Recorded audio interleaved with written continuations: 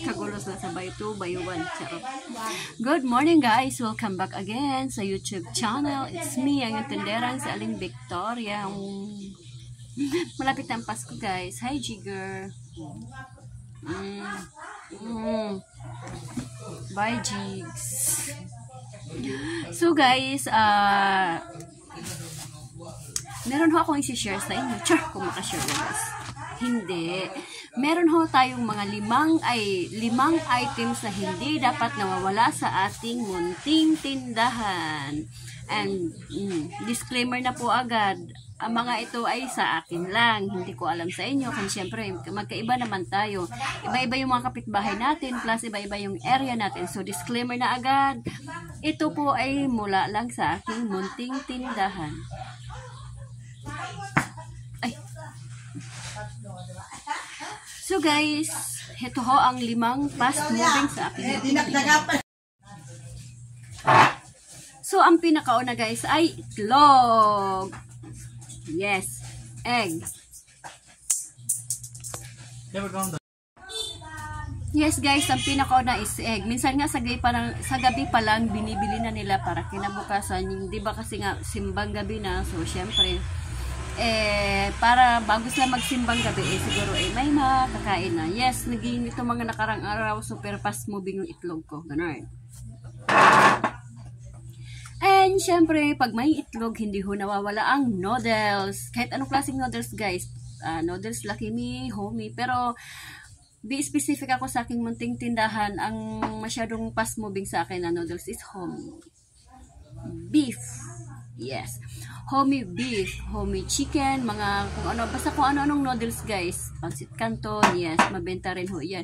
Siyempre, magkakambal, magkakapartner ang mga yan. Homey, ganon, tsaka noodles na lagyan mo ng itlog, o di kaya lagyan mo ng malunggay, o di ba, pak! O, panalo ka na, ganon.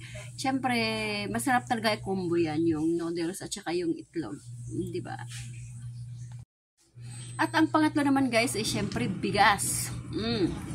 Alam mo naman tayo mga Pinoy, rice is life, kahit nang mahal pa yan. So, fast moving pa rin ang bigas natin guys. Kasi syempre, rice is life, hindi pwedeng walang extra rice. Medyo may kamahalan nga lang siya, kaya ayun, medyo maghahanap din tayo kung saan tayo medyo nakakamura at makakahanap ng ahente or mga tindahan na wholesale na medyo mababa talaga magbigay. Ang hirap maghanap talaga actually guys, kasi syempre pangit din naman pag itaasan mo ang presyo. Kawawa din naman yung mga customer natin. Kaya yun, pagdating sa bigas, nahirapan kami ni Sugar Daddy maghanap kung saan medyo mas nakakamura, kasi syempre parang hindi namin pwedeng itaas hanggat maari ini-stable namin yung presyo ng bigas namin. Ganon. At ang pang-apat namin guys is sigarilyo. Pinaka-blockbuster ng Winsboro sa amin guys. Yes. Hindi ko naman sinabing madaling araw pa lang may sigarilyo na. Pero oo, madaling araw pa lang marami ng sigarilyo bumibili. Yes. At kasama na dyan ang kakambal niya naman ang alak. Gin, Red Horse, ganon. Yun yung pinaka mabentang alak sa akin. Yung mga Alfonso, yung mga Pondador, pag medyo may mga okasyon lang, yes. Pero yung mga daily, guys, is doon sa gin, doon sa Red Horse, yung mga ganyan. Yes, pero yung medyo mga pang-social naman na mga alak-alak, pag may mga okasyon, mga Nobilino, mga red wine, mga white wine, yes, may nabili rin sa akin yung mga ganyan, guys. Pero, lang, very seldom lang. Sure, may seldom kapag nalaman, guys. Ganon. Yes guys, so ayun na nga ho yung limang super na mabenta sa aking munting tindahan. And again, disclaimer again, sa akin lang po yun, okay? Hindi ho natin alam kung ano ho ang sa inyo. Nadidistract ako talaga sa aking alaga. May moto si Jigger. Ayun niya kasi magpaligo.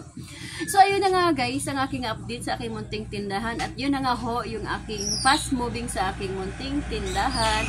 Itlog, noodles, tapos bigas, sigarilyo at alak. Hi, sis, may sinulid ka? Sa kaputi, sis. So, ayun na nga guys. Thank you for watching. Bye for now.